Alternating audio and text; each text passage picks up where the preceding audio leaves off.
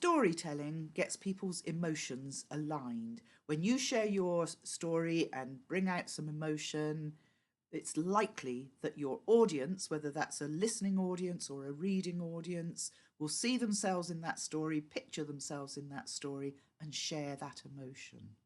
But what if you still can't tell your story without becoming really quite emotional yourself? You know, the voice wobbles, you might even cry, you might even have to stop.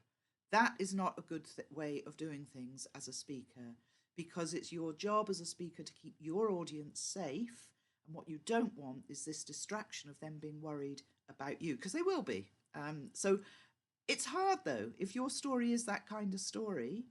But I've practiced this many times myself, and I've coached other people to do it.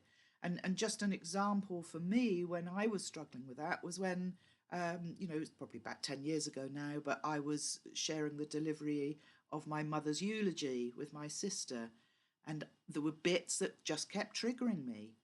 But each time what I did was to just slightly change the wording in order that it didn't trigger.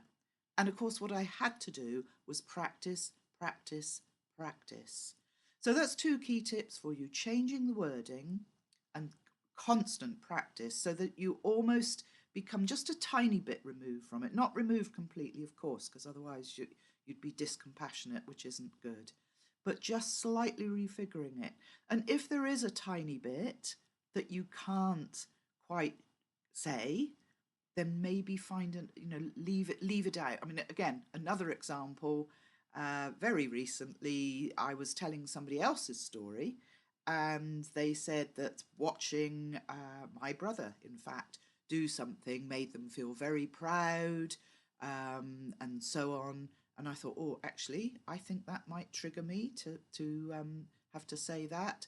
So we just found another word that I explored her emotions a bit more with her. And we came up with excited, and had to leave out the proud, because the whole point was to be able to tell the story effectively. So just tweaking your content, your wording, and practicing will help you get through your story without sharing too much emotion, or finding the right level, because it's not about not sharing emotion, it's finding the right level. Okay, hope that's useful. And if you've got a story that does repeatedly trigger you emotionally, but you want to be able to tell it, let's have a call and see how I can help you with that.